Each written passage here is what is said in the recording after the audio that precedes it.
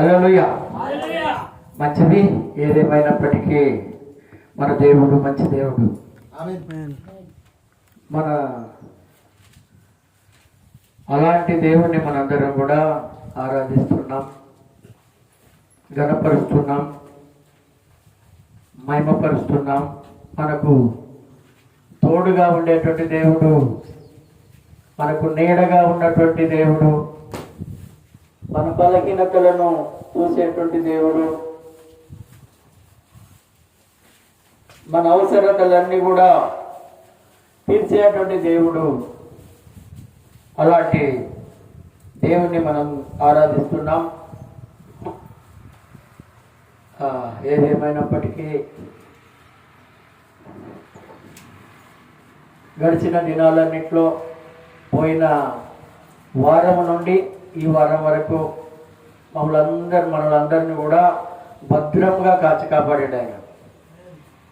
భద్రంగా మన అవసరతలు తీర్చాడు, మన అక్కర్లు తీర్చాడు, మన బాధలు సమస్యలన్నీ తీర్చాడు, మనకు ఉండబడేటువంటి ప్రతి సమస్య తీర్చాడు. ఇక్కడ మనలందరినీ కూడా ఉంచాడు. ఎందుకు చెప్తున్నానంటే ఆయన మహాబలవంతుడైనటువంటి దేవుడు. హల్లెలూయా. ఆయన మనకు కనపడడు, కానీ మనతో ఉంటాడు. ఆయన మన మధ్యలో ఉంటాడు, మనతో నడుస్తాడు, అన్ని విధాల మనకు సహాయం చేసేటువంటి దేవుడు. సరే, ఏదేమైనప్పటికీ సొలొమోను రాసినటువంటి జ్ఞాన గ్రంథంలోకి వెళ్ళి కొన్ని మాటలు మనం చదువుతా ఉన్నాం. ఆయన అనుభవపూర్వకంగా రాశాడు ఒక్కొక్క మాట. తన జీవితంలో జరిగినటువంటి వాళ్ళు, తన జీవితంలో, తన బ్రతుకులో, మన కుటుంబాలలో కూడా, మన జీవితాలలో, మన ఇంటి పక్క వారే కావచ్చు, మన బంధువులే కావచ్చు, మన తోబుట్టువులే కావచ్చు, మన అన్నదమ్ములే కావచ్చు, అందరి గురించి ఆయన అన్ని అనుభవించి రంగరించి రాశాడు. దీంట్లో రంగరించి ఒక్కొక్క మాట రాశాడు. అలాంటి మాటలను మనం ధ్యానించుకుంటూ ఈరోజు మనం 18వ అధ్యాయంలోనికి మనం వచ్చి ఉన్నాం. ఇప్పటికొట్టి అట ఎంత ముందుకు వచ్చినా కానీ మన టైము ఇంతే టైం అవుతుంది. హల్లెలూయా. సరే, ఏది ఏమైనప్పటికీ కొద్ది నిమిషాలు ధ్యానించుకుందాం. మనకు ఫ్యాన్లు లేకుండా మంచి గాలి ఇస్తున్నాడు దేవుడు. చప్పట్లు కొట్టండి. ఎవరికైతే ఉడకపోతాడా? లేరు కదా? చాలు, ఇదే చాలు మనకు. ఈ 18వ అధ్యాయం మొదటి వచనం ఒకసారి మనం ధ్యానించుకొని మనం ముందుకెళ్దాం. వేరుండ గోరువాడు స్వేచ్ఛానుసారముగా నడుచువాడు అట్టివాడు లెస్సైన జ్ఞానమునకు విరోధి. చాలు. విరోధి అంటే ఎవడండి? అపవాది, దయ్యం. మన విరోధులు, శత్రువులు. అమ్మా, విరోధి. మన జీవితంలో కూడా మనతో విరోధాలు పెట్టుకుంటే చాలా మంది ఉంటారు. మన బ్రతుకులో విరోధులు ఉంటారు. ఏదో రకంగా నిన్ను మసిపూసి మారడిగా చేయాలని వాళ్ళ ఉద్దేశాలు. ఇక్కడ అంటున్నాడు, వేరుండ గోరువాడు స్వేచ్ఛానుసారంగా నడుచుకునేటువంటి వాడు. కొంతమందికి పొత్తులో ఉండడం ఇష్టం ఉండదు. మనందరూ అనుభవించిన వాళ్ళమే కదా. 1000 ఏళ్ళున్నా వేరు తప్పదు, 100 ఏళ్ళున్నా సావు తప్పదు. కానీ ఇక్కడ అంటున్నాడు, వేరుండగోరేటువంటి వాడు మనతోనే ఉంటాడు, మనతోనే తింటాడు, మనతోనే పడుకుంటాడు, మనల్నే తాతాడు. అర్థమైందా? ఒకప్పుడు అబ్రహాముతో వచ్చినటువంటి లోతు తన సహోదరుని కుమారుడు వెంట వచ్చాడు. దేవుడు అతనితో మాట్లాడలే. తనతో వచ్చాడు కాబట్టి నాకుంటే బాగుండదు, నా తమ్మిని కూడా ఉండాలి, హల్లెలూయ, నా సహోదరుని కూడా ఉండాలి. నా సహోదరుని కొడుకు నాతో వచ్చాడు, వారి బికారిగా ఉంచడం నాకు ఇష్టం లేదు. దేవుణ్ణి ఎరిగినటువంటి నేను ఒక్కనే తింటే బాగుండదని అతన్ని కూడా అన్ని విషయాలలో గొప్పవాడిగా చేశాడు. ఆయన గొర్రె మందలే కానీ, గొడ్ల మందలే కానీ, దాసదాసీలే కానీ, ఏదన్నా కానీ నేను ఎట్లా ఉంటానో నా యొక్క సహోదరుడు కొడుకు కూడా, నా సహోదరుడు ఆ విధంగా ఉండాలి అని ఆలోచన చేసి వస్తా ఉంటే ఈ లోతు గొర్రెల కాపర్లకు, అబ్రహాము గొర్రెల కాపర్లకు వైరం ఏర్పడ్డది. అక్కడ అర్థమవుతుందా అమ్మ? వైరం ఏర్పడితే అన్న మరి మనం కలిసి నివసించలేనంత విస్తారమైన ఆస్తి ఇద్దరికి వచ్చేసింది. ఆయన ఏం దాచుకోలేదు, అందరికి బరాబరుగా వంచాడు. కానీ దుష్టుడు చూడండి ఎంత పని చేస్తాడో. మంచిగా ఉన్న దగ్గర పచ్చగడ్డి వేసి మండిస్తాడమ్మా, గుర్తు పెట్టుకోండి, పచ్చగడ్డి పెడతాడు వాడు. ఆదాము అవ్వను మంచిగా ఉన్నప్పుడు ఏం చేశాడు వాడు? చల్లగా వచ్చాడు. ఏం చేశాడు? చిచ్చు పెట్టిండా పెట్టలేదా? మన కుటుంబాలను కూడా వస్తాడు, మన బంధువుల రూపంలో వస్తాడు, మన స్నేహితుల రూపంలో వస్తాడు, అనేకమైనటువంటి రూపాల్లో వస్తాడు. ఇక్కడ కూడా వాళ్ళు జరిగినటువంటి సంఘటన ఒకసారి ఆదికాండం 13వ అధ్యాయం ఒకసారి ధ్యానించుకుందాం. ఎందుకు వేరు ఉండాలని అనుకున్నాడు ఆ మాట కూడా మనం చూసుకుందాం. 13వ వచనం, అప్పుడు అబ్రహాము పశువుల కాపర్లకు, లోతు పశువుల కాపర్లకు కలహము పుట్టెను. కలహం అంటే గొడవలు. అరే ఏంటి, ఎందుకు గొడవలు? మన ఇద్దరు స్నేహితులు కదా, మనం గొడవలు పడితే బాగుండదు కదా అని అనుకోలేదు వాళ్ళు. నేను మేపే దగ్గరికి నువ్వెట్లా వస్తావు, నువ్వు మేపే దగ్గరికి నేనెట్లతావు, ఈ విధంగా మేపకాలు పంపకాల దగ్గర గొడవలు వెళ్ళాయి. ఒకరు సొమ్ము వాళ్ళు నిన్నోళ్ళు కాదు. అయినా కానీ ఇక్కడ ఏమైందంటే వాళ్ళకు కలహము, చదవండి, కలహం పుట్టెను.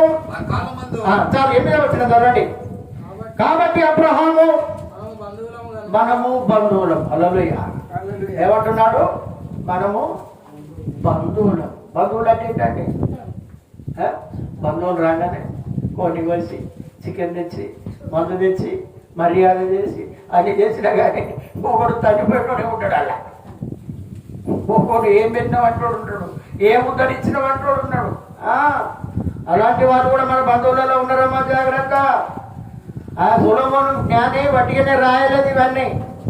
అందుకే అంటున్నాడు, మనం బంధువులము కనుక నాకును నీకును నా పశువుల కాపర్లకు నీ పశువుల కాపర్లకును కలహం ఉండకూడదు. హల్లెలూయ. మనం ఎట్లా కలిసి ఉన్నామో వాళ్ళు కూడా ఆ విధంగానే కలిసి ఉండాలి. మంచి మాట చెప్పిండా, చెడ్డ మాట చెప్పిండమ్మా? దేవుని బిడ్డలు మంచి మాటే చెప్తాడు. కానీ అతని మనసులో ఏమున్నదంటే ఎక్కడికైనా నేను వెళ్ళిపోవాలి, ఎక్కడికైనా సంఘంలోకి వెళ్ళిపోవాలి, ఎక్కడికైనా సంఘాన్ని తీర్చాలి, ఎక్కడికైనా నేను దూరం ఉండి బాగుపడాలి. వాటి దుష్టుని ఆలోచన ఎప్పుడు అట్లే ఉన్నది. సేవకులలో అట్లే ఉన్నది, బంధువులలో అట్లే ఉన్నది. అబ్రహాము యొక్క దాసుని దగ్గర కూడా, స్నేహితుల దగ్గర కూడా ఆ రకంగానే ఉన్నది. అందుకే ఇక్కడ మాట్లాడుతున్నాడు, మన ఇద్దరికి కలహం ఉండకూడదు. ఈ దేశం నుండి ఈ దేశమంతయు నీ ఎదుట ఉన్నది. బాబు, ఈ దేశమంతా నీ ఎదుటనే ఉన్నది. మనం వదిలిపెట్టుకోవద్దు బాబు. ముందు ప్రిఫరెన్స్ నీకే ఇస్తా. చాలా జాగ్రత్తగా వినడమ్మా. ఎవరు కూడా తలలో కిందికి వేయద్దు. హల్లెలూయ. మనకు కూడా శత్రువులు ఉంటారు, ఎప్పుడు చొరబడి మళ్ళీ నాశనం చేసి పీల్చి పిప్పి చేస్తారు. మనల్ని జాగ్రత్తగా ఉండండి. వారికి నిద్ర పట్టదు, మళ్ళీ నాశనం చేసేంత వరకు అలాంటి వాళ్ళు ఉంటారు. అందుకే అంటున్నాడు, ఈ దేశం మన మధ్యలో ఉన్నది బిడ్డ, దయచేసి నన్ను విడిచి వేరుగా ఉండిపో. వెళ్ళొద్దు. మనకు మొఖాలు చూసుకుంటున్నాం, ఒక్క రక్త సంబంధం, ముఖాలు చూసుకునేటువంటి వాళ్ళం మనం రక్త సంబంధం. నీవు నువ్వు ఎడమ తట్టుకు వెళితే నేను కుడి తట్టుకు పోతా. హల్లెలూయా. నీకే ముందు ప్రిఫరెన్స్ ఇస్తా, జాగ్రత్త. ఏది ఏ పోగు ఎక్కువ ఉన్నదో తీసుకో అన్నట్టుగా నువ్వే తీసుకో, నీ చేతిలో తీసుకో అన్న రీతిగా నువ్వు ఎడమ తట్టు పోతే నేను ఎట్టుపోతా, కానీ నేనే నాకు పచ్చకున్నది నేను ఎట్టుపోతానని అంటలేను. చూడండి, లోతు చదవలే ఇంకొకటి, నీవు ఎడమ తట్టునకు వెళ్ళిన ఎడల నేను కుడి తట్టుకును, నీవు కుడి తట్టుకుని వెళ్ళిన ఎడల నేను ఎడమ తట్టుకు. నువ్వు ఇటు పోతే నేను ఇటు పోతా, నువ్వు ఇటు పోతే నేను ఇటు పోతా. అది నీకే ఛాన్స్ ఇస్తానంటున్నాడు. కానీ మనకు గొడవలొద్దు. ఎప్పుడైతే నీలో దుష్టుడు ప్రవేశించాడో, నీలో దుష్టుడు ప్రవేశించాలని వేరుండాలని అనుకున్నావో అర్థమైపోతుంది. ఇక్కడ అర్థం చేసుకున్నాడు. ఇక్కడ లోతు తన కన్నులెత్తి యోర్దాను ప్రాంతాన్ని చూస్తా ఉన్నాడు. యెహోవా నాశనము చేయక మునుపు సోయరుకు వచ్చే వరకు అంతయు యెహోవా తోట వల్ల పచ్చగా ఉన్నది. గట్టిగా సపోర్ట్ కొట్టండి. ఆయన చూపెట్టున్నదట పచ్చగా ఉన్నది. కానీ వాళ్ళ దుష్టునికి అన్నట్టుండే దగ్గరనా ఎక్కడ బిల్డింగులు ఉన్నాయి, ఎక్కడ మంచి మనుషులు ఉన్నారు, ఎక్కడ పతనం చేయాలి వాళ్ళను, ఎక్కడ నాశనం చేయాలి. కుట్రబాయి మనుషులు ఉంటారు, జాగ్రత్త. మా కుట్రలు చేసేటువంటి వాళ్ళు ఉంటారు. మొదటి ప్రిఫరెన్స్ అతనికి అయితే అతడు అంటున్నాడు ఆ ప్రాంతాన్ని చూసి ఇక నేను ఇటే వెళ్తా. చూడండి ఎంత స్వార్థం. అయినా వెళ్ళిపోమంటున్నాడు. అయినా నువ్వు వెళ్ళిపోవా. కాబట్టి లోతు తనకు యోర్దాను ప్రాంతం అంతటిని ఏర్పరచుకొని తూర్పుగా ప్రయాణం చేసెను. అట్లు వారు ఒకరినికొకరు వేరైపోయారు. ఏమైపోయిందమ్మా? ఒకప్పుడు ఏమైనా తెచ్చుకున్నాడు ఆయన? దేవుని దయాదాక్షిణ్యతోటి అబ్రహాము బాగుపడితే అతనిలోకి వెళ్ళి అయ్యో నాతో వచ్చింది కదా నా సహోదరుని కొడుకని అతనికి అన్ని పాలు పప్పులు వంచిస్తే ఇప్పుడు ఏమైపోయాడు? కళ్ళు నెట్టుకొచ్చినాయి. కొంతమందికి అంతేనామా, నేను అంటడానికి కాదు, వస్తాయి. కొంతమందికి డబ్బు ఉన్నప్పుడు ఒక రకంగా ఉంటారు, డబ్బు లేనప్పుడు ఒక రకంగా ఉంటారు, అవసరం ఉన్నప్పుడు ఒకలాగా ఉంటారు, అవసరము లేనప్పుడు ఒకలాగా ఉంటారు. మనుషులను నమ్మకూడదు. అందుకే అంటున్నాడు మనుషులను నమ్ముకొనుట కంటే యెహోవాను ఆశ్రయించడం మేలు. గట్టిగా చప్పట్లు కొట్టండి. మనం ఆయననే ఆశ్రయించాలి. వేరైపోయారా? ఉన్నారా? అతని ఆలోచన ఏంటి? నేను బాగుపడాలి, నేను మానవుని కంటే బాగుపడాలి. అలనాడు లూసిఫర్ కూడా అదే పని చేశాడు. నేను దేవుని కంటే గొప్ప పర్వతం మీద కూర్చోవాలి, నాకేం తక్కువ ఉన్నది, అందము లేదా, నేను పాట పాడలేనా, నేను వాక్యం చెప్పలేనా, నేను వాయిద్యాలు వాయించలేనా, ఆయన కంటే నాకేం తక్కువ ఉన్నది తన మనసులో అనుకుంటే దేవుడు కూడా అక్కడ వేరు చేసేసి ఒక్కసారి పడితే వాడు భూమి మీద పట్టాడు. వాడు ఇప్పుడు మన వెంబడి పడుతున్నాడు. వాడు ఎవరిని వేరు చేయాలి, ఎవరిని కలిసిన వాళ్ళని దూరం చేయాలి. అవునా కాదా? ఇలాంటి వాళ్ళు ఉంటారు. చాలా జాగ్రత్తగా మనం ఉండాలి. మన బంధువులలో ఉంటారు, స్నేహితులలో ఉంటారు, రక్త సంబంధికులలో ఉంటారు, అనేక చోట్ల ఉంటారు. మనం చూసి ఓర్వలేనటువంటి వాళ్ళు ఉంటారు. చాలా జాగ్రత్తగా ఉండాలి. వేరు చేసేటువంటి వాళ్ళు ఉంటారు. కులాలల్లా, మతాలల్లా, కుటుంబంలో శిక్ష పెట్టేటువంటి వాళ్ళు ఉంటారు. నీ కుటుంబాన్ని ఓర్వలేక ఏదో రకంగా నాశనం చేయాలనుకుంటే వాళ్ళు కూడా ఉంటారు. ఇంకొక వ్యక్తులను చూసుకుందాం. హల్లెలూయా. లూకాసు వార్త 15వ అధ్యాయం 11వ వచనంలో ఇంకొకడు కనపడతా ఉంటాడు. ఉన్నారు చాలా మంది, కానీ అన్ని మనం చదవలేము, అన్ని మనం వివరించలేము. లూకాసు వార్త 15వ అధ్యాయం 11వ వచనం నుండి, మరియు ఆయన ఇట్లా, నేను ఒక మనుష్యునికి 2 కుమారులు ఉన్నారు. ఎంతమంది ఉన్నారమ్మా? 2 కుమారులలో ఒకడు ఏం చేసిండో మీకు తెలుసు కదా. అయ్యతోటి కలిసి ఉందాం అనుకున్నాడా, తండ్రితోటి కలిసి ఉందాం అనుకున్నాడా, సహోదరునితో కలిసి ఉందాం అనుకున్నాడా? ఏం చేశాడు? ఇక నువ్వుగా కదా సంపాదించినావు థియేటర్ కొంతమంది, నువ్వుగా కదా సంపాదించినావు కనపడుతుంది. గవాళ్ళని చూడు, వీళ్ళని చూడు, వాడు పెద్ద బిల్డింగ్ కట్టిండు, ఏం సంపాదించినావు అంటారు. అనేటోళ్ళు లేరా? నేను నీకంటే ఎక్కువ సంపాదిస్తున్నానా ఏమనుకుంటున్నావు అని ఇక్కడ ఏం చేశాడట, వారిలో చిన్నవాడు తండ్రి ఆస్తిలో నాకు వచ్చు భాగం ఇప్పుడు అమ్మి ఇస్తావా లేదా? నేను వేరే ఇంకా నీకు పెళ్లి కాలేదు పేరట కానీ ఇప్పుడు వద్దురా. లేదు లేదు నేను బాగుపడి మళ్ళా వస్తా, నేను అప్పుడు పెళ్లి చేస్తున్నాకు అనుకుంటున్నాడు. నేను బాగుపడి వస్తా, నేను గీరా గిట్లా దున్నుకొని బతకాలా, నేను చేతులకు మట్టి అంట కూడా బతుకుతాను అనుకున్నాడు.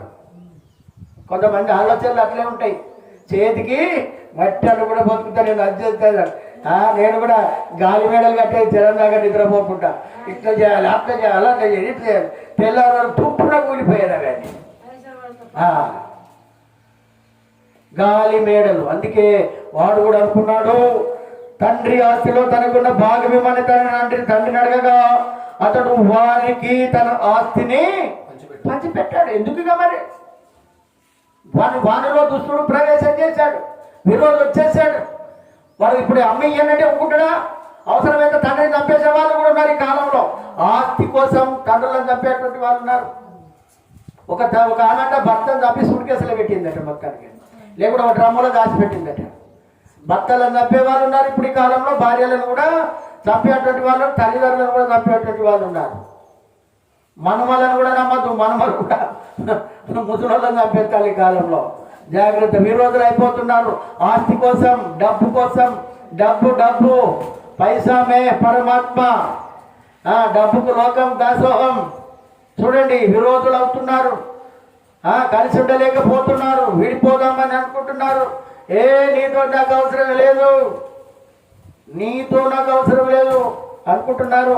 అందుకే అంటున్నాడు, కొన్ని దినములైన తర్వాత ఆ చిన్న కుమారుడికి సమస్తాన్ని తీసుకొని సూట్ కేసులో పట్టుకొని వెళ్ళిపోయాడు. సమస్తం తీసుకొని పోయాడు, రావాల్సినటువంటి పూచిక పూల గంటలు తీసుకొని వెళ్ళిపోయాడు. అచ్చట తన ఆస్తిని ఏం చేసిండట?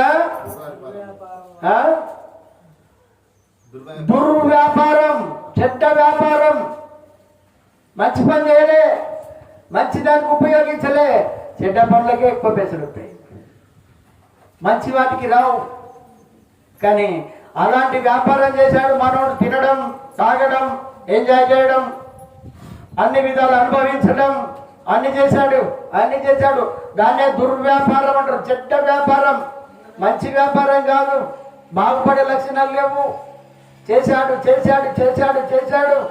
దుర్వ్యాపారం చేశాడు. అదంతయు దుర్వ్యాపారం వల్ల పాడు చేశాడు. అదంతా ఖర్చు చేసిన తర్వాత ఆ దేశమందు ఏమొచ్చింది? కరువు వచ్చింది. హల్లెలూయా. కరువు అంటే తెలుసా అమ్మ? డబ్బున్నప్పుడు ఆగనంలో చూస్తాను, మనం కూడా చూస్తారా? డబ్బున్నప్పుడు వాడు మన ముఖమే చూడాడు, వాడు మన కంటికి కూడా కనపడడు. కనపడతారా? కనపడరమ్మా. కరువు వచ్చింది, వాడు ఇబ్బంది పడసాగాడు. వెళ్ళి ఆ దేశంలో చూసి ఏమైపోయాడు? వేరుపడ్డాడు. ఏమైపోయాడు? చూడమని చెప్పే తప్ప చెప్పండి అమ్మా, తప్ప. అరే వద్దురా కలిసి ఉంటారా, మంచిగా ఉంటుందంటే మంచిగా ఉంటారా? ఈరోజు పెళ్ళిళ్ళు కాకుండా వాడేంది నా ఇంటిగా పడతాడు అనుకుంటున్నారు. నేను చెప్తే వాడు వినడా? తల్లిదండ్రులకు పెద్ద కష్టమైపోతుంది ఈరోజు పిల్లలతోటి. అందుకే అంటున్నాడు, అతని కష్టం వచ్చేది, కరువు వచ్చేది. లోటు కూడా కష్టం వచ్చేది, కరువు వచ్చేది. ఏమైంది? సొదొమ గొమొర్రా పట్టణము కాల్చివేయబడ్డది. విరోధి నీ వెంటనే ఉంటాడు వాడు. మనం అనుకుంటాం చాలా కాలం బాగానే ఉంటామని అనుకుంటాం. వాడిని లెక్క చేయం, వీళ్ళని లెక్క చేయం, వాళ్ళని లెక్క చేయం, అది లెక్క చేయం, ఇది లెక్క చేయం. చూడండి అమ్మలారా, మాట్లాడుతున్నాడు ఇక్కడ, దేవుడు మాట్లాడుతున్నాడు. ఏమైంది? బాగుపడ్డాడా? లేదు. ఎప్పుడు కూడా లెస్ అయిన జ్ఞానానికి వాడు విరోధి. తన సొంత ఆలోచన చేసేటువంటి వాడు విరోధి. ఇతర ఆలోచన తీసుకోవాలి. హల్లెలూయ. అలాంటి ఆలోచన తీసుకున్నాయని ఖరాబ్ అయిపోయేటువంటి వాళ్ళు కూడా లేకపోలేదు. చెప్పుడు మాటలు విని నాశనం అయిపోయేటువంటి వాళ్ళు లేకపోలేదు. అందుకే ఇక్కడ అంటున్నాడు, తప్పిపోయిన కుమారుడు కూడా ఈ రకంగానే వెళ్ళిపోయాడు. వెళ్ళిపోయి ఏమైపోయాడు? చివరాఖరికి లోతు ఏమైపోయాడు? లోతు దేవదూతలు వచ్చినా గాని, అరే నేను మిమ్మల్ని తప్పిస్తా రామయ్య, అబ్రహామును బట్టి నిన్ను తప్పిస్తా. హల్లెలూయ. అక్కడ ప్రార్థన చేస్తున్నాడు నీ కోసం, ఆయన కోసం నిన్ను నేను తప్పిస్తా. రామయ్య అంటే కూడా బయటికి వెళ్తలేడు, రాబుద్ది అయితే లేదు.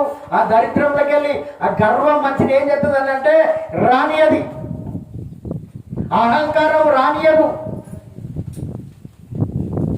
బయటికి వెళ్ళమంటే వెళ్ళడం లేదు. విరోధి పని చేస్తా ఉన్నాడు. లెస్ అయిన జ్ఞానం లేదు ఉంటున్నాడు. ఎవరితో తిరుగుతున్నాడు? లోతు గవిని యొద్ద ఉన్నాడని బైబిల్ గ్రంథంలో రాయబడినది. గవిని అంటే 4 మూలల కేడ పంచాలు చేస్తూ ఉన్నాడు. చెడు మాటలు మాట్లాడుకునేటువంటి వాళ్ళ మధ్యలో ఉన్నాడు. ప్రార్థన జీవితం కోల్పోయాడు. ప్రార్థన లేదు, స్తుతి లేదు, ఆరాధన లేదు, గణపరచడం లేదు, దేవుని మందిరానికి వెళ్ళే ఆలోచన లేదు. అయిపోయిందైన పని. అక్కడ కూర్చొని ఉన్నాడు. విలువ ఉండాలి. అక్కడ ఉన్నటువంటి వాళ్ళు అంటున్నారు లోతును, వీడెవడో మన మధ్యలకు తీర్పరిగా వచ్చిండు, వీడు మనకు తీర్పు తీర్తాయేంటి ఉన్నాడేంటి? చూడండి, దేవుని మాట ఎప్పుడు కూడా వ్యర్థము కాదు. ఆయన అంటున్నాడు ఇక్కడ, విరోధి, లెస్ అయిన జ్ఞానానికి విరోధి. నీ సొంత ఆలోచనతో పని చేయదు. అది మంచి ఆలోచన కావాలి. దేవుని ప్రార్థన చేసి ముందుకెళ్ళాలి ఏ పని చేసినా కానీ.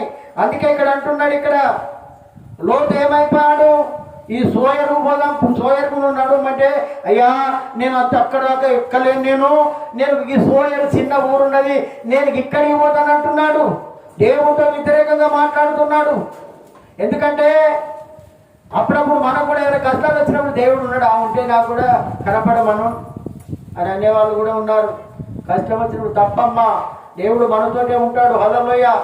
మనతోనే ఉంటాడు, మనలోనే ఉంటాడు, మన కుటుంబంలోనే ఉంటాడు. ఎక్కడ మంచి కార్యం ఉంటుందో అక్కడ దేవుడు ఉంటాడు, గుర్తుపెట్టుకోండి.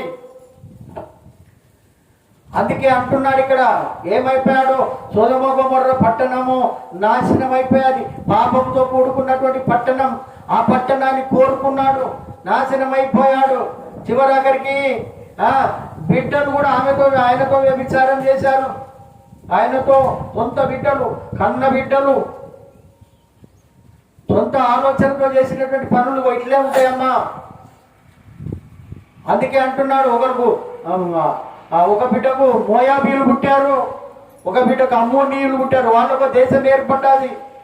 చెప్తున్నామ్మా, వేరుండకూడదు అని ఎప్పుడు కూడా నమ్మకూడదు. హల్లెలూయా. ఇస్కరియోతు యూద కూడా యేసు ప్రభుతో తిరిగాడు, అద్భుతాలు చూశాడు, ఆశ్చర్యకార్యాలు చూశాడు, మహత్కార్యాలు చూశాడు, అన్ని చూశాడు. కానీ అక్కడ అనుకుంటున్నాడు, అబ్బా నేను ఎక్కడ పోయినా డబ్బులు తీసుకుంటలేడు, ఎక్కడ పోయినా ఇది తీసుకుంటలేడు, ఇక నేనన్నా డబ్బులు తీసుకుంటా. ఆశ పుట్టేది, వేరుండాలని అనుకుంటున్నాడు. సాతాను అలాంటి పని చేస్తూ ఉంటుంది మనకు కూడా. వేరుండాలి, వేరుండాలి, వేరుండాలి. నేను కూడా వేరుగా సంఘం పెట్టుకోవాలని యాకోబు అనుకుంటాడు, నేను కూడా వేరుగా ఉండాలని తిరుమల అనుకుంటాడు, మా కొడుకు అనుకుంటాడు, ప్రవీణ్ అనుకుంటాడు, యాదగిరి అనుకుంటాడు, రేపు మేము కూడా ఉండాలని. ఉంటే తప్పేం లేదు, మంచితనంగా పోవాలి. హల్లెలూయా. మంచితనంగా పోవాలి, చెప్పిపోవాలి, అది కరెక్ట్గా ఉంటుంది. ఇస్కరియోతు యూదా ఏం చేశాడు?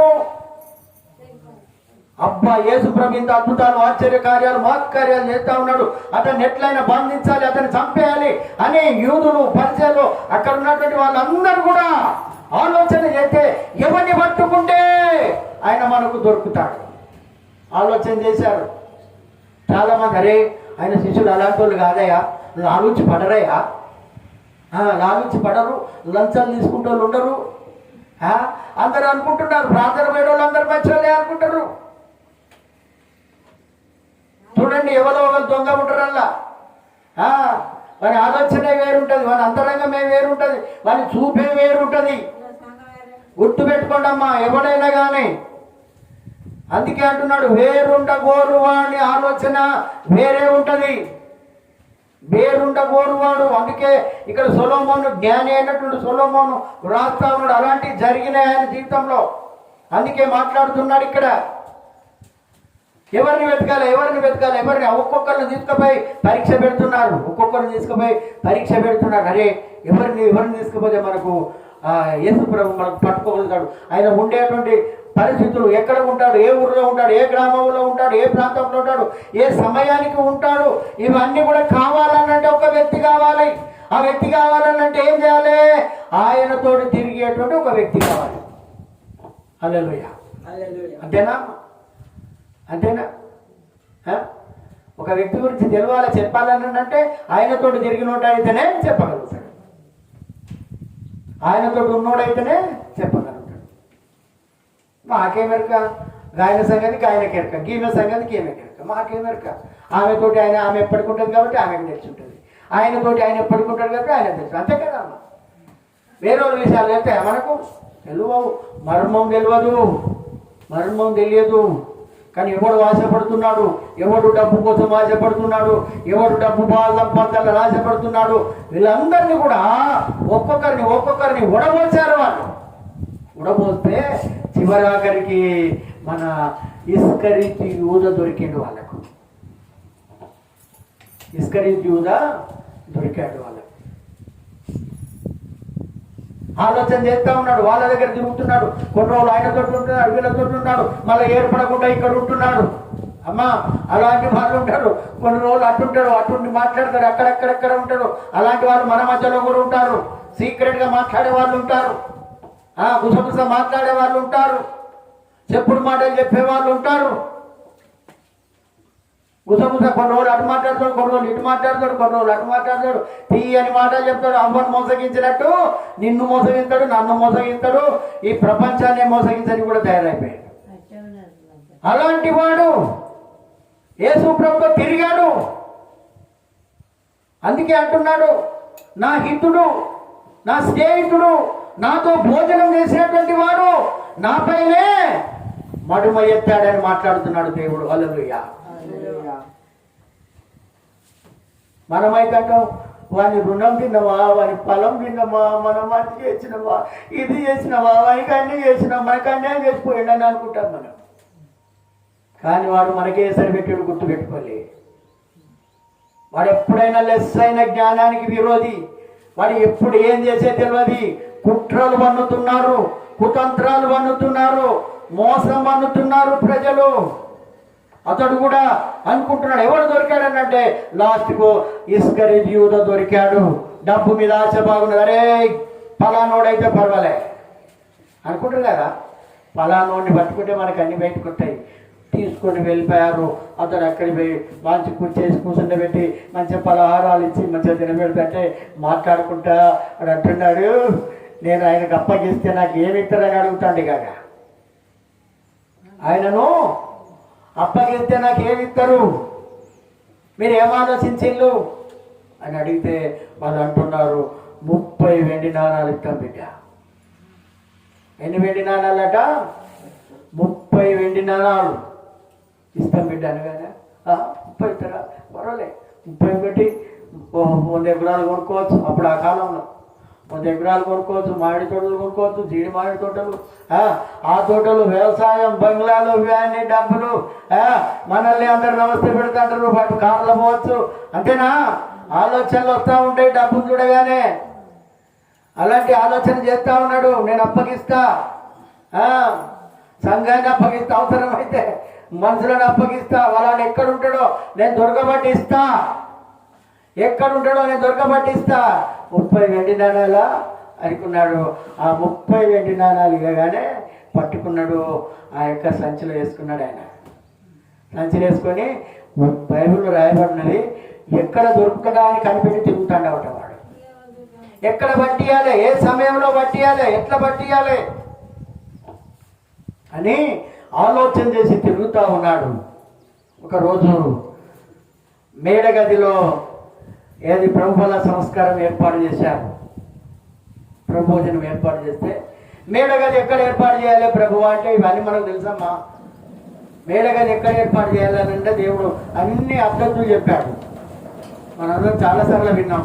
మేడగది దొరకాలని అంటే శిష్యుల గురించి ఏమవుతుందంటే దేవుడు ఆయన పరమాత్ముడు కనుక ఆయనకు అన్ని విషయాలు తెలుస్తూ ఉంటాయి.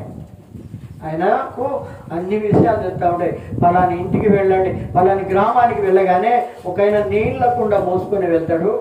ఆయన వెనుకనే మీరు వెళ్ళండి, ఆయనను మీరు అడగండి, అయ్యా మా ప్రభు అడుగుతున్నాడు. ప్రభు అంటే ఈ రోజుల్లో మనం లెక్క చేస్తలేం. ఏదో గుడికి వస్తున్నాం, పోతున్నాం, కూర్చుంటున్నాం, మనం లేచిపోతున్నాం. ప్రభు మాట వింటలేం, చెవులో పెడతలేం. మనం ఆయన మాట మనం వింటలేమమ్మా. ఇప్పటికి కూడా మనం వింటలేం. ఏంటంటే నలుగురు కూడా వస్తున్నాం, నలుగురు కూడా పోతున్నాం మనం. కానీ చూస్తున్నారు జాగ్రత్త మనందరినీ. హల్లెలూయ. సాతానుగాడు కూడా చూస్తూ ఉన్నాడు. నీ పన్నాగం, నీ ఆలోచన, నీ అంతరంగం అంతా చూస్తూ ఉన్నాడు.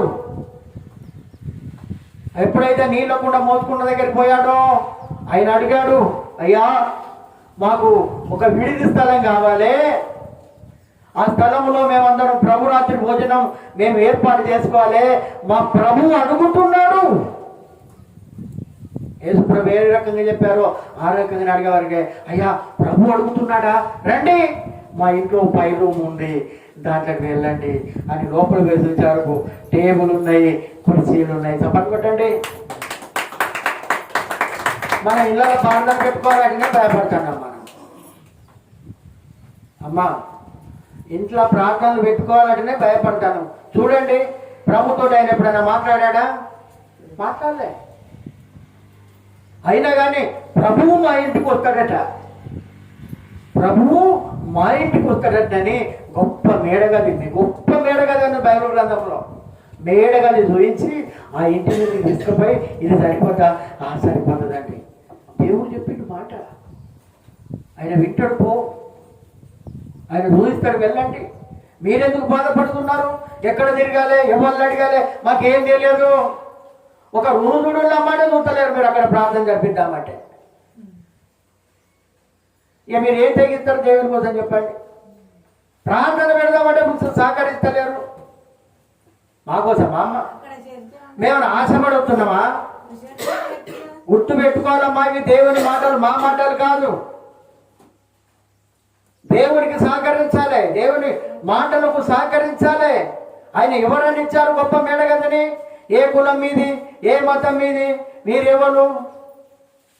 మీరు కిచెన్ సభ అయితే మేము ఇయ్యం అన్నాడా? అసలు మిమ్మల్ని తీసుకొని వస్తే ఇంకా యూదులు మమ్మల్ని ఏం చేస్తారో, చంపుతారు కావచ్చు, రోమిలు మమ్మల్ని నాశనం చేస్తారు కావచ్చు అని అనుకోలేదు ఆయన. ప్రభువు వస్తున్నాడు కనుక నేను ఇస్తున్నా. చప్పట్లు కొట్టండి. అప్పుడు కూడా చెప్పాడు దేవుడు, అప్పుడు కూడా ఏం చెప్పాడు అన్నాడంటే, నాతో పాత్రలో చేయి ముంచిన వాడే నన్ను అప్పగించబోతున్నాడు అన్నాడు ఆయన. తెలుసు ఆయనకు, ఆయన దేవుడు కనుక ఎవరు ఆయనను అప్పగించబోతున్నారో తెలుసు. ముందే ఎరిగిన వాడై దేవుడికి తెలుసండి. నీ హృదయం తెలుసు, నీ ఆలోచన తెలుసు, నువ్వేమనుకుంటున్నావో ఆయనకి తెలుసు. ఆయనకు అతన్ని గ్రహించి అంటున్నాడు, నాతో పాత్రలో చేయి వేసిన వాడే. అందరం పాత్రలో చేసి తీసుకుంటాం, రొట్టె తీసుకుంటాం కదా, దేవుని శరీరం తీసుకుంటాం కదా. నాతో పాత్రలో చేయి వేసిన వాడే. అరే గుమ్మడికాయలు దొంగ వాడంటే ఏం చేసిందమ్మా? గుమ్మడికాయలు దొంగ వాళ్ళనంటే గట్టు నేనా నేనా నేనా నేనా అంటున్నాడు. 12 మందికి అట్లే చెప్తున్నారు, ఏం నిలవనట్టే. మళ్ళా వీడు కూడా అంటున్నాడు, నేనా ప్రభు అంటే నువ్వు అన్నట్టే అన్నాడు. గట్టిగా తప్పని కొట్టండి. నువ్వు అన్నట్టు నువ్వేనా నన్ను అప్పగించేది? దాచుకోలే. అలాంటి విరోధులు మనతో ఉంటారు, జాగ్రత్త. మన కుటుంబాలలో ఉంటారు, జాగ్రత్త. అందుకే చెప్పేస్తున్నాడు, అప్పగించాడా? ముల్లె సంపాదించుకున్నాడా? ఏసైనా అప్పగించి ముల్లె సంప ఉన్నదా? ముల్లె ఉన్నదా అమ్మ? ఆయన దగ్గర ఉన్నదా?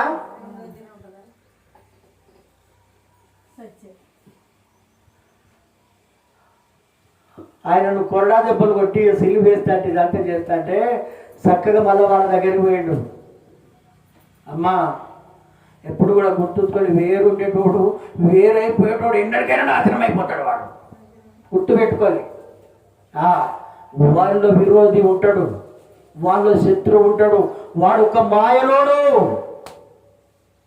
మాయ స్వరూపం వాళ్ళది ఉంది, మాయ ఆలోచన వాళ్ళలో ఉంది. అలాంటి వాడు ఏం చేశాడు?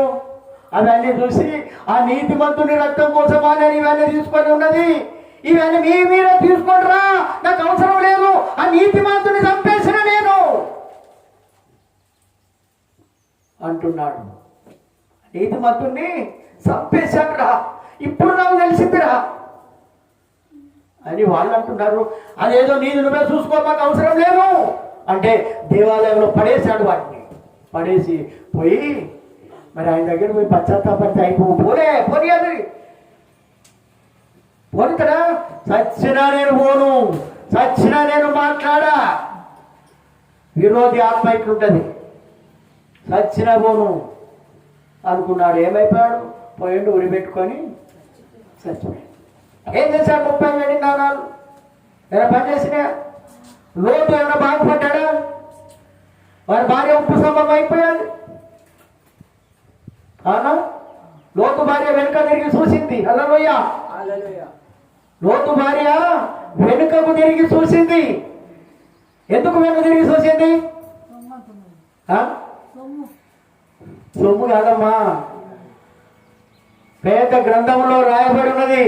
లోతుకు ఇద్దరు కుమార్తెలే అని బైబిల్ గ్రంథంలో రాయబడి ఉన్నది, కానీ వేరే గ్రంథంలో 4 కుమార్తెలని రాయబడినది. అయ్యో మళ్ళీ ఇద్దరు కుమార్తెలను రక్షించుకున్నా కానీ ఇంకా 2 కుమార్తెలు అక్కడ ఉన్నారు, అయ్యో అని ఏడిచి వెనుకకు తిరిగి చూసి చచ్చిపోయినారు. ఇది రియల్. డబ్బు కోసం అందరూ చెప్పేది అదే, డబ్బు కోసమో, ఇంటి కోసమో, ఆస్తి కోసమో, అవసరం కోసమో అవి వెళ్ళి తిరిగిందని అనుకుంటున్నారు. కాదమ్మా, 2 కుమార్తెలు. అయ్యో ఒక్కరు పోయినా కానీ బాధపడతారు కదా తల్లి, తండ్రి భయపడతారు కదా, బాధపడతారు కదా. ఆ ప్రేమ నేను చనిపోయిన పొరలేదు కానీ నా బిడ్డలు ఉంటున్నారు పోతున్నారని అంత బాధతో వెనుక తిరిగి ఆమె ఉప్పు స్తంభం అయిపోయారు. ఈ భర్త ఏమైపోయాడు? నాశనం అయిపోయాడు.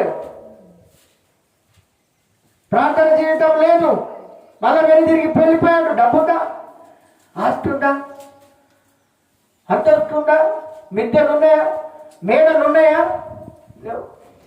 ఉన్నారా వాళ్ళందరూ? మరొకసారి అంతకు ముందు ఇదే లోతు భార్యను ఆ యొక్క సొదొమ గొమొర్రా ప్రాంతాన్ని అన్నింటినీ రాజులందరూ నాశనం పెట్టకపోయారు. భార్యల కాంచాలి, పిల్లల కాంచాలి, ఆస్తినంతా దోచుకొని వెళ్ళిపోయారు. వెళ్ళిపోయిన విషయం అబ్రహాము గారికి తెలిసింది. అతడు దేవుని బిడ్డ కనుక, దేవుణ్ణి ఆరాధించేటువంటి వాడు కనుక, దేవునికి భయపడేవాడు కనుక, అయ్యో నా సహోదరుని యొక్క సంతానము, వాళ్ళ భార్యలను, వాళ్ళ పిల్లలను దోచుకొని పోయారని ఆయన ఇంట్లో ఉన్నటువంటి 318 మందిని తీసుకొని పోయి ఆ రాజులను ఓడించి ఆ ఆస్తిని మళ్ళా తీసుకొని వచ్చాడు ఆయన. అబ్రహాములో స్వార్థం లేదమ్మా, విరోధి ఆత్మ లేదు.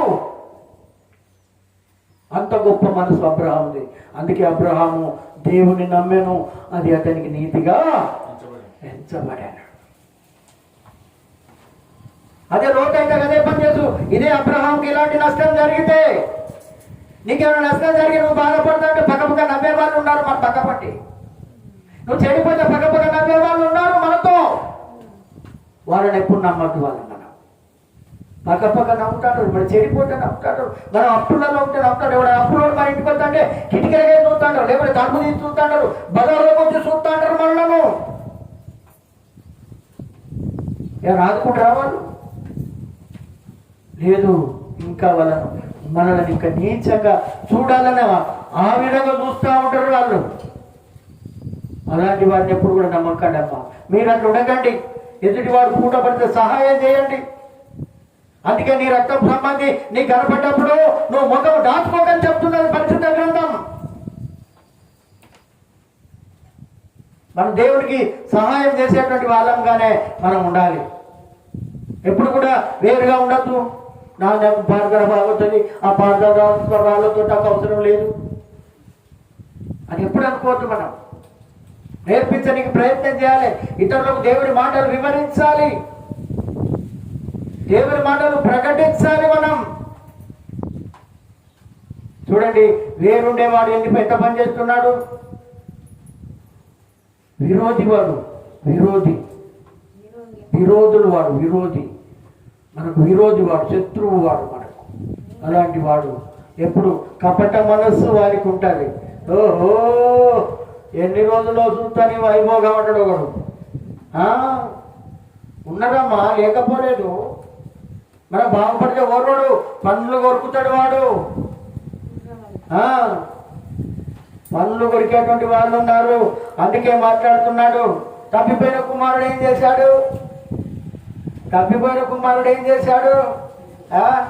అంత పోయినాక అప్పుడు అయ్యా గుర్తుకొచ్చింది. వాళ్ళ అంత పోయినాక అన్ని పోయినాక మళ్ళీ అయ్య గుర్తుకొస్తే మళ్ళా ఆయన అంటున్నాడు, పరలోకానికి విరుద్ధంగా నీ ఎదుట పాపం చేశాను అయ్యా, నేను నీ కొడుకునని అనిపించుకున్న కంటే, అంతేనా, నీ కొడుకునని అనిపించుకున్న కంటే నీ పని వాళ్ళలో ఒకనిగా నన్ను పెట్టుకొని అడుగుదామని అనుకున్నాడు. ఆయన ఒప్పుకోలే. నువ్వు నా కొడుకురా, నువ్వు ఎక్కడ పోయినా నా కొడుకు, తప్పిపోయిన నువ్వు దొరికావు. అంత ప్రేమమేడు మన దేవుడు. విరోధ భావం లేదు ఆయనలో, కక్ష లేదు, కార్పణ్యం లేదు, మోసం లేదు, దగ లేదు. తీర్చుకున్నాడు. ఇదిగో చనిపోయిన నా కుమారుడు బ్రతికిండు, తప్పిపోయిన నా కుమారుడు దొరికిండు, మరలా మనసు మార్చుకొని వచ్చాడని గొప్ప విందు చేశాడు. గొప్ప విందు చేశాడండి. అతనిలో ఉన్న విరోధ భావగల మనస్సు. అబ్రహాము కూడా త్యాగం చేశాడు. తన యొక్క సహోదరుని కుమారుని కోసం త్యాగం చేశాడు. ప్రాణాలకు తెగించి ఆ రాజులను ఓడించి వాళ్ళు ఎత్తుకపోయినాక తీసుకొని వచ్చాడు. మరలా వాళ్ళకు ఇప్పించాడు. ఆ యొక్క గొమొర్రా రాజట, అయ్యా మా భార్య పిల్లలను మాకు ఇచ్చావు కదా, ఈ డబ్బంతా నువ్వే ఉంచుకో. చూడండి ఎంత మంచి మాట రాయబడ్డది అనుకుంటున్నావు అమ్మా. అబ్రహాం డబ్బు కోసం ఆశపడలే. మా భార్యలను మా పిల్లలను మాకు అప్పచెప్పావు, మాకు అంతే చాలయ్యా అని అంటే, ఈ డబ్బు నువ్వే తీసుకో అని అంటే, రేపటి కల్లా నువ్వేం చెప్తావు? అబ్రహాం వట్టిగానే డెవలప్ అయిందా, నేను ఇచ్చిన డబ్బుతోనే డెవలప్ అయింది అని చెప్పుకుంటావు నువ్వు. అది నాకొద్దు, నువ్వు పోయి కూడా నా పండుగ వద్దని చెప్పాడు. నీది నువ్వే ఉంచుకో, నాకు అవసరం లేదన్నాడు. అంత గొప్ప సాక్ష్యం. నీది నువ్వే ఉంచుకో, నువ్వు పోకు, చెప్పుల వారైనా నాకు అవసరం లేదు అన్నకెళ్ళి, నీది నువ్వే ఉంచుకో. అంత గొప్ప మనసు మన అబ్రహాం గారిది. అంత గొప్ప మనసు తండ్రిది. అంత గొప్ప మనసు. ఇంకా కొన్ని మాటలు మనం చూసుకుందాం. ఒక మాట మత్తయి సువార్తలు చూసుకుందాం. మత్తయి సువార్తలు కొన్ని మాటలే తీసుకొని మనం ముగించుకుందాం. మనకు చెప్పాలంటే ఇక సమయం మనకు లేదు కనుక కొన్ని మాటలే మనం తీసుకొని మనం ముందుకెళ్దాం. ఇంకా కొంతమంది ఉన్నారు, వాళ్ళ గురించి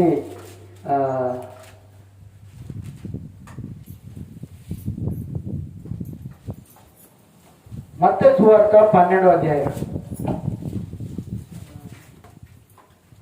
మత్తయి సువార్త 12వ అధ్యాయం.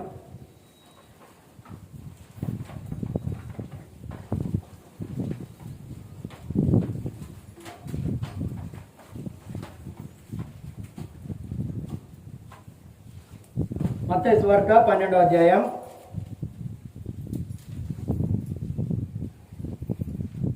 25వ వచనం నుండి చదువుకుందాం. ఆయన వారి తలంపుల నెరిగి వారితో ఇట్లా నేను తనకు తానే విరోధముగా వేరుపడిన ప్రతి రాజ్యము పాడైపోవును. చూసిల్లా, ఇది నా మాట కాదండి.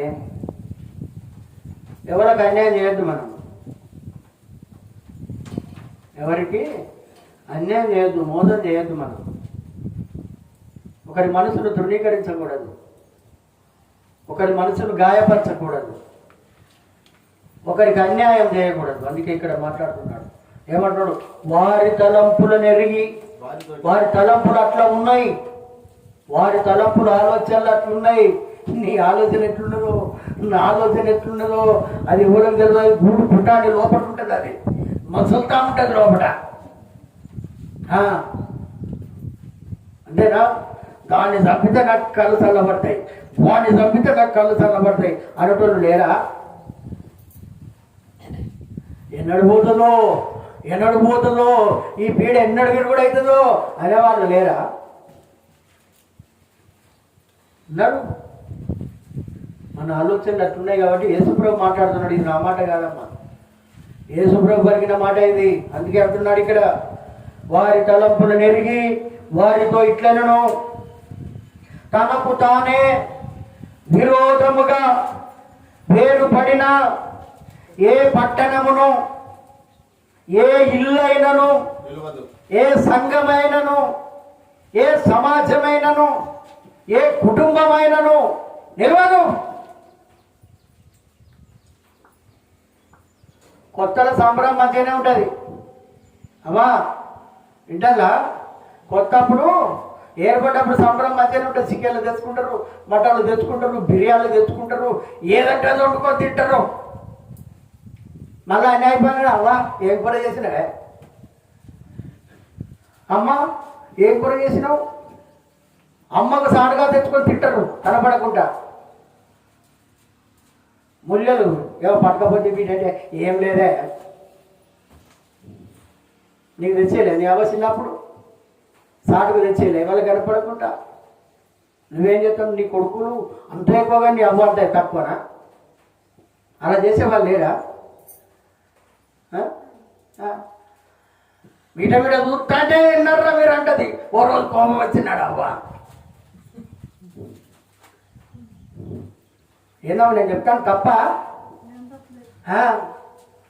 చూస్తాడే తిన్నారా, దాచుకొని తిన్నారా, కనపడకుండా తిన్నారా? మీరు లోపల తిని మూడు తుడుచుకొని వచ్చారా నా దగ్గరికి. మీకు ఎందుకు పెట్టాలరా అంటది. తల్లి ప్రేమ బాగుంటుంది, మళ్ళా ఏదన్నా వండి వాళ్ళకే పెడతాయి.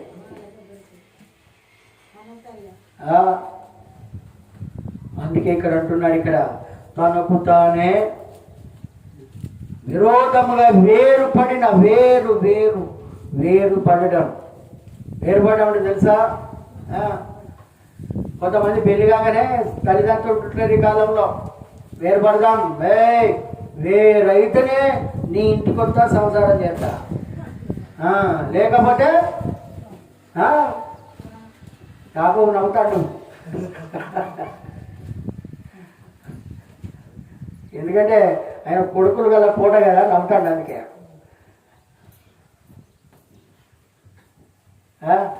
పెళ్లి చేయాలి అని అనుకుంటున్నాడు. పెళ్ళి అయిన తర్వాత చెప్తారు నీ తమాషా.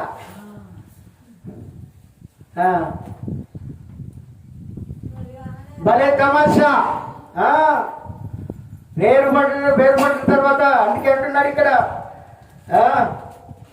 తనకు తానే విరోధముగా మంచితనంగా పోరు వాళ్ళు. కొంతమంది మంచితనంగా పోరు, చీపురు కట్ట గంజలు పట్టుకొని పోతారమ్మా.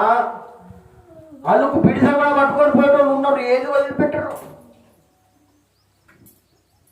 ఎందుకు ఇవ్వవు, నాకు వచ్చేది ఎవరాలు చిన్నదైతే పాలు చిన్నదా అంటే వాళ్ళు ఉన్నారు. లేరా? మీ ఊళ్ళో లేరు కావచ్చు, ఉన్నాడా? ఎవరాలు చిన్నదైతే పాలు చిన్నదా, మాకు రావాల్సింది, మాకెందుకు ఇవ్వవు? రేపు వాళ్ళే పెడతారా? విజయ అక్క కూడా ఇద్దరు కొడుకున్నారు కదా, రజిత అక్కకు 3 కొడుకులు ఉన్నారు, ప్రమీల అక్కకి 2 కొడుకులు ఉన్నారు. అవునా కాదా? ఇప్పుడు ఏం కాదు, హలో ఇప్పుడు మంచుకున్నప్పుడు ఏం కాదు. మావే, మా నాన్నే, మా అక్కే, మా చెల్లె అని అంటారు.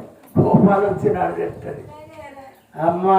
అందుకే అంటున్నాడు, తనకు తానే వేరుపడేటువంటి వాళ్ళు ఉంటారు, వాళ్ళు మూర్ఖులు. మా పరిచర్యలో ఒక గ్రామం ఉన్నది, ఒక కుటుంబం. ఆ చెల్లె మనం మాట్లాడదాటే నేను లొల్లి స్టార్ట్ చేస్తుందన్న. మనం మాట ఎంత మంచి మాట మాట్లాడు, అందులో ఒక తప్పు దొరకబట్టి ఇక లొల్లి స్టార్ట్ చేస్తుంది. ఇక మళ్ళీ ఎక్కడ దాకా పోలీస్ స్టేషన్ దాకా పోవాలి. అది మామూలుగా పోదు.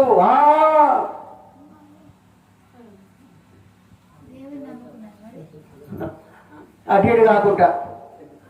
ఇటు కాకుండా నమ్మింది, ఇటు నమ్మకం అటు అపనమ్మకం, ఇటు విశ్వాసం అటు అవిశ్వాసం.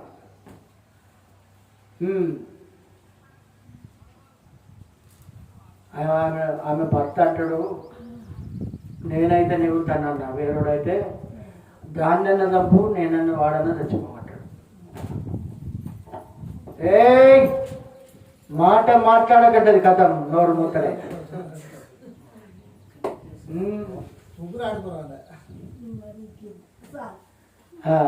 అంటే చెప్తున్నానమ్మా, ఇక్కడ ఉండేది ఏమి లేదు, హైదరాబాద్ పోరాటే, హైదరాబాద్ కూడా తచ్చుకుంటా వెళ్ళిపోయాడు. చెప్తున్నానమ్మా, కొంతమంది పరిస్థితులు ఇట్లా ఉంటాయి, కొంతమంది పరిస్థితులు ఈ రకంగా ఉంటాయి. అందుకే అంటున్నాడు, వేరుండేటోళ్ళని నమ్మద్దు. అందుకే అంటున్నాడు, తనకు తానే విరోధంగా వేరుపడిన ప్రతి రాజ్యము పాడైపోవును. తనకు తానే, మా దగ్గర కూడా ఒక ఆయన ఉండేది బుద్ధిమంతుడు, అది పాడుగాను, ఇది పాడుగాను, అవి పాడుగాను, ఇవి పాడుగాను. నోట్లోకి వెళ్ళి మంచి మాట అస్సలుగే రాదు. పాడుగాను పాడుగాను పాడుగాను. అలాంటి వాళ్ళు కూడా ఉంటారు. నోరు మంచిది కావాలి. నీ నోట్లోకి వెళ్ళి ఏ మాటలు వెళ్ళాలట? జీవధారలే బయటికి వెళ్ళాలట. ఆశీర్వాద వచనమే మాట్లాడాలి, శాపవచనం కాదు. అబ్రాహం మాట్లాడు ఆశీర్వాద వచనం. ఏమంటున్నాడు? మోరియా పర్వతం మీదకి తన కుమారుడిని తీసుకొని వెళ్ళేటప్పుడు దాసదాసీలందరూ కింద ఉంచి, ఏది ఆ గుట్ట కింద ఉంచి, మేము దేవునికి బలి అర్పించి మేము మళ్ళా వస్తామన్నాడు. గట్టిగా చప్పట్లు కొట్టండి. తన హృదయంలో గాయం ఉంచుకొని కూడా, అయ్యో ఈయన పొడుగు కనపడడు అని తన హృదయంలో గాయం ఉంచుకొని కూడా అంత ధైర్యంతో మాట్లాడాడు ఆయన. ఆయన మాటలో శక్తి ఉన్నదండి. ఆశీర్వాద వచనం మాట్లాడాలి మానవుడు, శాపవచనాలు కాదు. కొంతమంది ఎప్పటికీ శాపనార్థాలే. దాని ఇల్లు కాల, దీని ఇల్లు కూడా, అది నాశనం గాను, దాని ఇల్లు కాలిపోను, వీని ఇల్లు కాలిపోను, వాడు నాశనం కానీ, ఇవే ముచ్చట్లుంటాయి. ఈ మాటలు క్రైస్తవులకు రావద్దు, నేను చెప్తున్నా. లేదయ్యా, ఎప్పుడు కూడా నాశనం కోరద్దు మనం. తన కుమారుని కూడా అమ్మాయి దొరకాలనంటే ఎలియాజరు మాట్లాడుతున్నాడు, మరి నన్ను అక్కడికి పొమ్మని చెప్తున్నావు కానీ మరి వచ్చేటప్పుడు ఆ అమ్మాయి నాతో రాదు ఏమో. వస్తారమ్మ, పెళ్లి చేసుకో, నేను పిల్లలు కూడా నీకు వచ్చిన, నువ్వు నాతో వస్తేనే నా యొక్క సేవకుని కొడుకు ఇక్కడ పెళ్లి చేసుకుంటాడట, నువ్వు నాతో వస్తేనే అని చెప్తే వింటారు. అమ్మాయి కాలంలో, ఆ కాలంలో కూడా వినరు. కానీ అబ్రాహం అంటున్నాడు, నా ఇంట ఉన్నటువంటి దేవుడు, నేను నమ్మినటువంటి దేవుడు నీతో పంపిస్తాడు, చల్లనాడు. ఇది మాట. మన మాట అట్లా ఉండాలమ్మా. అందుకే మాట్లాడుతున్నాడు. ఏమంటున్నాడు? తనకు తానే విరోధంగా వేరుపడిన ప్రతి రాజ్యము పాడైపోవను. తనకు తానే విరోధముగా. కొంతమంది విరోధ భావం బాగుంటుంది. వాడు ఎట్లా బాగుపడతాడరా, వాడు ఎట్లా చేస్తాడరా, వాడిని ఎట్లయినా అనుసారరా, వాడిని ఎట్లయినా దొక్కాలరా. లేరా? మరి పెట్టడు, ఉప్పు కూడా పెట్టాడు వాడు, మళ్ళా మంచినీళ్ళు కూడా ఇయ్యాడు వాడు. గంత కుట్ర ఉంటుంది వాడికి. లేరా మన మధ్యలో? ఏదో నువ్వు ఇక్కడ బతుకుతా అంటే వాడు ఓడవాడు మళ్ళా. అందుకే అంటున్నాడు, తనకు తానే విరోధముగా వేరుపడిన ప్రతి రాజ్యము పాడైపోవును. తనకు తానే విరోధముగా ఏర్పడిన ఏ పట్టణమైనను ఏ ఇల్లు అయినను నిలవదు. ఇది దేవుని మాట, నా మాట కాదు. ఇది సాతాను వెళ్ళగొట్టిన ఎడల తనకు తానే విరోధముగా ఏర్పడును. హల్లెలూయ. సాతాను గారికి చూడండి, వాడు మాయలోడు. నిన్ను మాయ చేసి మచ్చలో చేస్తా అంటాడు వాడు, మచ్చిక లేకుండా చేస్తా అంటాడు వాడు, సాతాను గాడు వాడు. అందుకే చెప్తున్నాడు ఇక్కడ, అయితే నేను భయజూల వల్ల దయ్యములు వెళ్ళగొట్టుచున్న ఎడల మీ కుమారులు ఎవరి వలన వారిని వెళ్ళగొట్టుచున్నారు, కాబట్టి వారే మీకు తీర్పరులై ఉండును. హల్లెలూయా. విరోధ భావం గలవారు ఉంటారమ్మా. దేవుని మాటను గౌరవించాలి, దేవుని ఆజ్ఞను పాటించాలి. విరోధ భావం ఎప్పుడు కూడా మనకు ఉండకూడదు, మన కుటుంబాలకు ఉండకూడదు, మన జీవితాలకు ఉండకూడదు. వేరు ఉండాలని ఎప్పుడు అనుకోవద్దు. మనమే ఇప్పటికైనా జాగ్రత్తగా, ఇప్పటికైనా పోయింది ఏం లేదు, ఉన్నదైనా కాపాడుకోనికి ప్రయత్నం చేయాలి. నాది కాదు కదా, నాదైతే వేరు, నాదైతే ఓడిస్తాను నేను అంటూ ఉంటాడు వాడు. ఆయనది కాబట్టి పోతేది పుట్టేది. విరోధి క్రీస్తు విరోధులు బయలుదేరి ఉన్నారని మాట్లాడుతున్నాడు. ఇంకా విరోధులు వచ్చేది ఉన్నది ఇక్కడికి. క్రీస్తు విరోధులు బయలుదేరిలని దేవుడు మాట్లాడుతున్నాడు. విరోధం చేసేటువంటి వాళ్ళు, మీ అందరికి విరోధం చేయనికే నేను ఈ లోకానికి వచ్చానని ఆయన మాట్లాడుతున్నాడు. ఇదే మత్తయి సువార్తలో ఒక మాట చూడండి.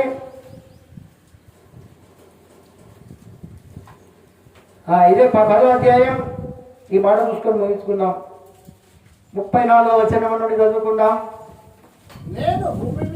నేను భూమి మీదకి సమాధానము పంపవచ్చునని తలంచుకొని ఖడ్గమునే గాని సమాధానమును పంపుటకు నేను రాలేదని అంటున్నాడు. ఇక్కడ సమాధానాన్ని ఇస్తానని మీరు అనుకుంటున్నారు, నేను సమాధానం కోసం రాలేదు. ఒక మనిషినికి, వాని తండ్రికి, కుమార్తెకును, ఆమె తల్లికి, కోడలికి, ఆమె అత్తకును విరోధం పెట్టవచ్చాను. చూడండి, ఇక ఒకరి మనిషిని ఇంటివారే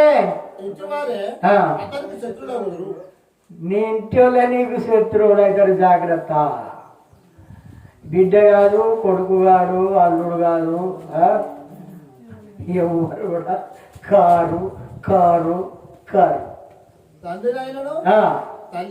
తల్లినైనను నాకంటే ఎక్కువగా ప్రేమించువాడు నాకు పాత్రుడు కాడు. తల్లినైనా తండ్రి నాకంటే తల్లిని ప్రేమించిన వాడు తండ్రిని ప్రేమించిన వాడు. అంతేనా? నా బంగారమే, నా ఎండిలే, ఇంకేమంటారు, నా వజ్రాలే అంటారా, ఇంకే ముద్దుగా, అంతేనా? ఇవాళ పోటీ బిడ్డ, గుడికి పోటీ, ఇవాళ నేను గుడికి పోటీ బిడ్డ, ఇక నువ్వు వచ్చినావు కదా, ఇలా మంచిగా వండుకొని తిందాం, బిర్యానీ వండుకొని తిందాం, పాస్టర్ అడిగితే ఏం చెప్పుదాం, పెళ్ళి పైన ఉందాం, లేకుంటే ఏదైనా పడినదని చెప్పుదాం, ఇక మంచిగా వండుకొని తిందాం బిడ్డ. వాడు వేరుపడి తిరగబడి నాడు వెళ్తుంది మంచిగా వండుకొని తిన్నది. నాకంటే ఎక్కువ ఎవరైనా ప్రేమించద్దు అన్నట్టున్నాడు.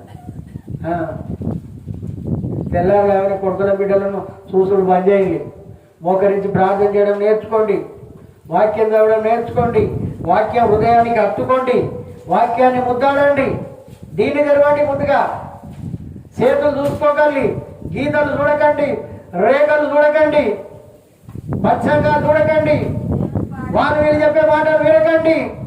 2 చేతులు లేనోడు ఏం చూసుకుంటాడు? మరి వాడు బాగుపడతాడు.